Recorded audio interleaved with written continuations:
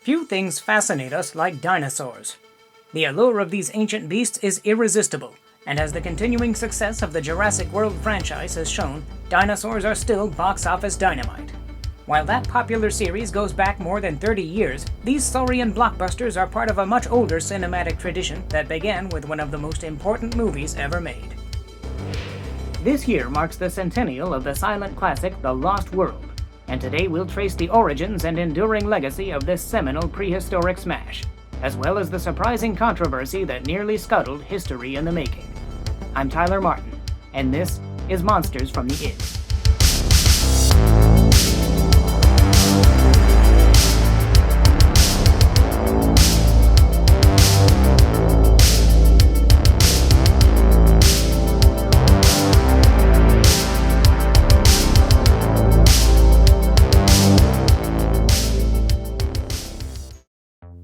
Sir Arthur Conan Doyle surely needs little introduction. Best remembered for the famed exploits of Sherlock Holmes, the author doffed the deerstalker and set out for the great unknown in 1912.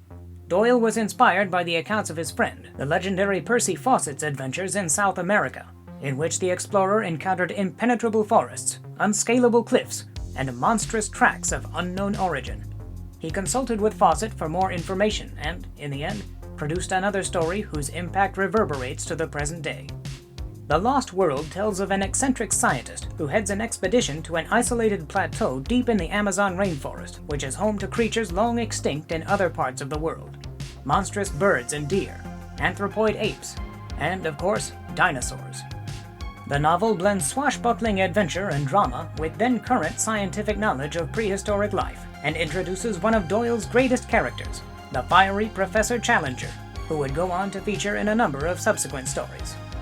The Lost World was an immediate sensation, captivating readers of all ages and backgrounds, including those in the burgeoning movie business. In 1920, film industrialist Watterson R. Rothacker secured the rights to produce a film version of The Lost World directly from Doyle, who was delighted to be on board. To bring the larger-than-life spectacle to the screen, Rothacker had his eye on an up-and-coming animator named Willis O'Brien. In 1915, O'Brien had created a short subject entitled The Dinosaur and the Missing Link. This comedic story featured a caveman, an ape-like humanoid, and a brontosaurus, all realized via stop-motion animation, in which miniature figurines were filmed one frame at a time, with the models being moved slightly between frames to produce the illusion of movement. This led to a series of similarly themed shorts for the Edison Company. Upon seeing these curios, Herbert M. Dawley, an automobile designer turned filmmaker who was also experimenting with stop motion, called on O'Brien to collaborate with him on something more ambitious. The Ghost of Slumber Mountain is a whimsical tale involving a strange device that enables the protagonist to see into the ancient past, where he witnesses, among other wonders, a fight between a triceratops and a tyrannosaurus. In a step up from the simple clay characters of O'Brien's previous shorts, the creatures in Slumber Mountain were realized via more sophisticated armature models, evidently of Dawley's design. This movie, which starred Dawley and O'Brien themselves, was a critical and commercial success, with the dinosaur animation receiving warm praise. However, the partnership ended on a sour note, as O'Brien moved to take full credit for the film and its effects. What is more, he had been hired by Rothacker during production without notifying Dawley. Outraged, Dawley had O'Brien's credit removed from the film. He then proceeded to work on another fantasy picture, Along the Moonbeam Trail, which again featured dinosaurs as the main draw. These he created alone, using the same techniques as before, receiving an official patent in 1920 for the stop-motion armature, termed the articulated effigy. Evidently oblivious to all this, in 1922, Conan Doyle exhibited some of O'Brien's test footage for The Lost World, then in development, to the Society of American Magicians. The audience was astonished. Something of a jokester, the author refused to clarify whether the images screened were faked or genuine, reportedly leading some to wonder if they might actually depict living dinosaurs. Upon learning of this stunt, Dawley, patent in hand, brought a lawsuit against Rothacker and sought to terminate the production, claiming that the animated models were based on his original idea. Looking into the matter, Rothacker's production partner Catherine Curtis determined that Dawley's argument was sound, and her efforts to find a way around the suit ended in failure. While the case was ultimately settled out of court, Doyle was put off by the fiasco and stepped away from the project. Not long after this debacle, Herbert Dawley transitioned to a career in theater, leaving the door open for Willis O'Brien to take an exalted place in the annals of filmmaking. But we must not underestimate the value of Dawley's contribution, for without it, things would have turned out very differently. In spite of all the complications, work on The Lost World proceeded, with National General Pictures tapping veteran director Harry O. Hoyt and an impressive cast and crew, sparing no expense to make Doyle's story a cinematic reality. The press eagerly reported on the epic production, from the construction of a miniature jungle covering an acre of land to mob scenes employing dozens of cameramen and roughly as many assistant directors to oversee upwards of 1,000 extras. Promoters went all out with one of the biggest advertising campaigns in movie history up to that point, from fleets of trucks bearing huge placards to dinosaur-themed crossword puzzles and even a tie-in song. Anticipation was palpable.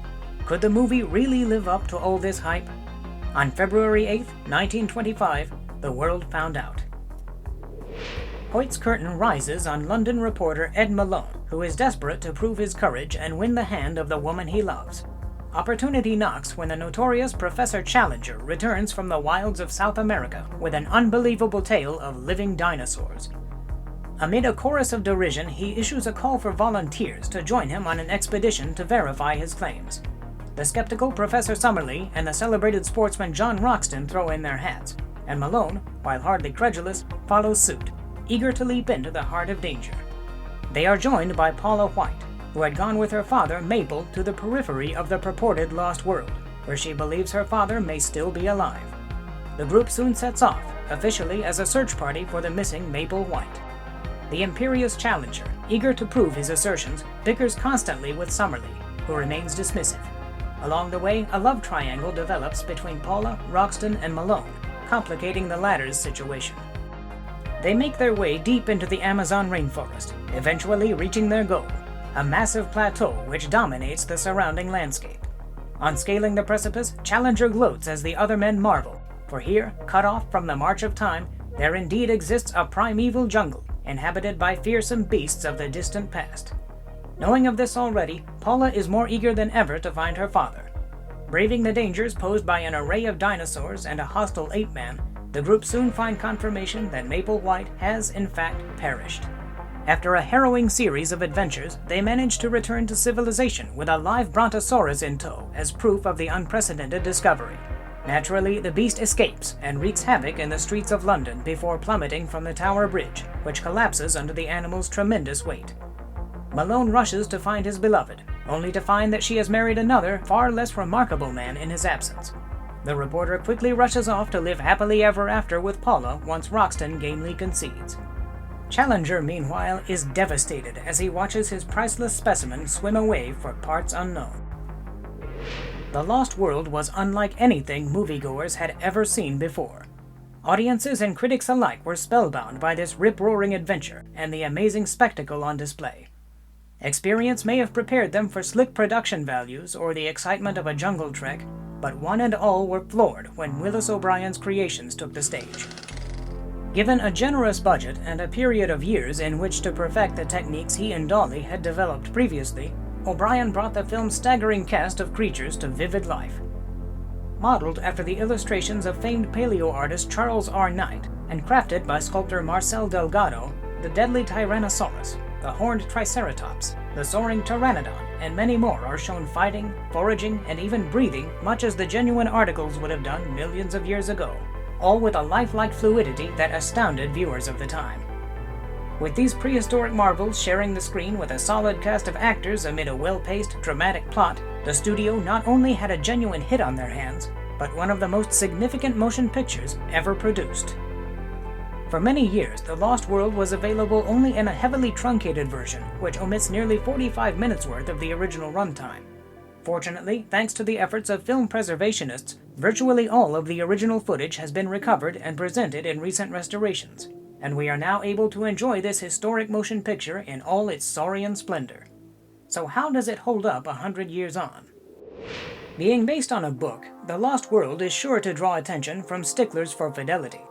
While maintaining the premise of Doyle's original, the screenplay by Marion Fairfax takes numerous liberties with its source material.